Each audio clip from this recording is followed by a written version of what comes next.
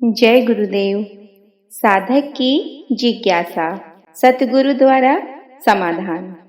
स्वामी जी, संत मत किसे कहते हैं? मत कहते हैं रास्ते को। संतों का मार्ग बिल्कुल न्यारा है। संत देवी देवता, ईश्वर, ब्रह्म, पार ब्रह्म सबके मालिक होते हैं और उनके हुक्म को कोई टाल नहीं सकता। संत सतदेश सतलोक के वासी होते हैं, जो अविचल धाम है, वहां भी परिवर्तन नहीं होता। सारी जीवात्माएं उसी सतदेश से आई हुई हैं। संतों के यहाँ अमीर गरीब, ज्ञानी अज्ञानी का कोई सवाल नहीं उठता। उनके पास शब्द का, नाम का खजाना होता है। नाम चेतन है, उसमें पूर्ण ज्ञान है, शक्ति है, सुंदरता है। इसी नाम की महिमा की गई है। नाम बोलता है, सुनता है। संत शब्द स्वरूप होते हैं और हर जीव के साथ अंग संग रहते हैं। नाम को जानने के लिए, उसे प्राप्त करने के लिए ऐसे महापुरुषों की खोज करनी पड़ती है जो इस रास्ते को जानते हैं, यानी आदि से अंत तक का पूरा ज्ञान हो।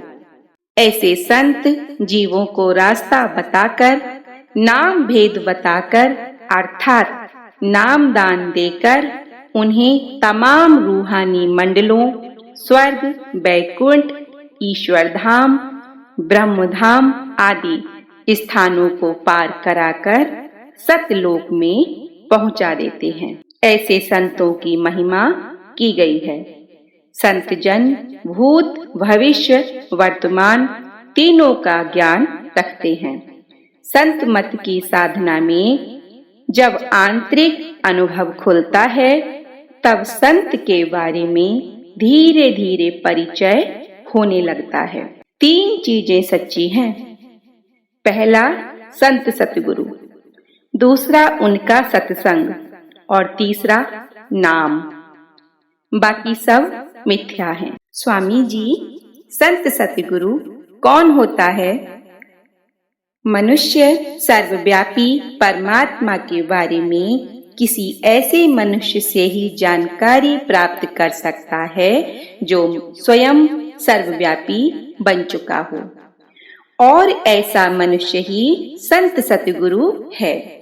सर्वव्यापी शक्ति अपने को मनुष्य रूप में प्रकट किए बिना, अर्थात सतगुरु स्वरूप धारण किए बिना मनुष्य की रहनुमाई नहीं कर सकता। गुरु मनुष्य को दर्जे व दर्जे सिखलाता है और अपना राज खोलता है। जैसे विद्यार्थी को दर्जे व दर्जे आगे की शिक्षा दी जाती है, इसके अलावा दूसरा कोई रास्ता नहीं है। मनुष्य सर्वव्यापी परमात्मा से सीधे उपदेश ग्रहण नहीं कर सकता। वह परमात्मा युगों युगों से हमारे साथ है। जब परमात्मा किसी व्यक्ति को अपने पास बुलाना चाहता है, तो वह किसी संत सतगुरु से उसका मिलाप करा देता है और वह गुरु जीवन को शब्द यानी नाम से जोड़ देता है। नाम की डोर पकड़कर जीवात्मा ऊपर चढ़ती चली जाती है और अपने निज देश सतलोक में पहुंच जाती है। शुरू से यही कानून चला आ रहा है और आगे भी यही रहेगा।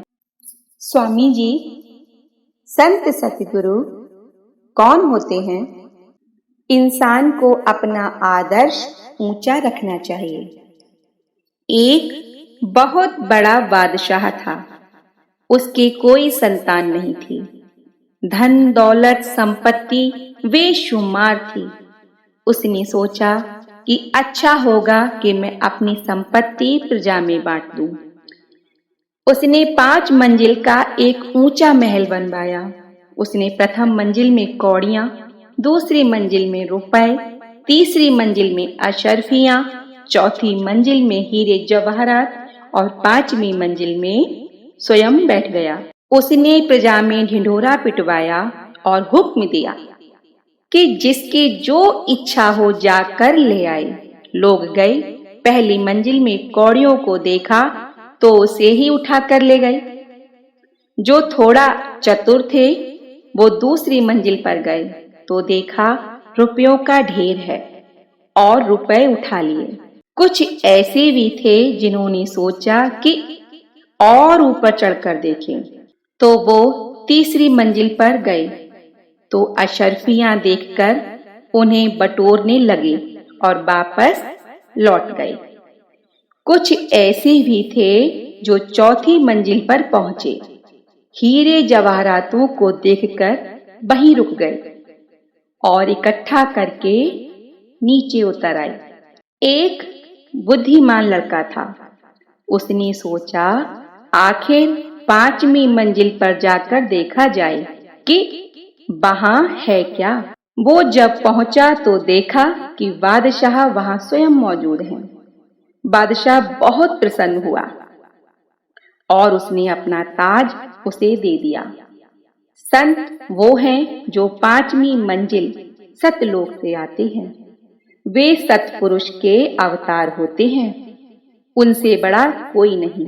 सारे देवी देवता, ईश्वर, ब्रह्म, पार ब्रह्म सब उनसे डरते हैं। वे चतुर होते हैं। वे दुनिया के सामानों में या ऊपर के रूहानी लोकों, स्वर्ग, बैकुंठ आदि में नहीं फंसते और संत सतगुरु से प्यार कर लेते हैं। उन्हें रूहानी खजाना मिल जाता है और गुरु कृपा से अपने सच्चे देश सतलोक में पहुंच जाते हैं, जहां ना जन्मना है, ना मरना है, ना कोई दुख कलेश है। सदा आनंद ही आनंद बरसता रहता है। 14 नवंबर 2002। जय गुरुदेव।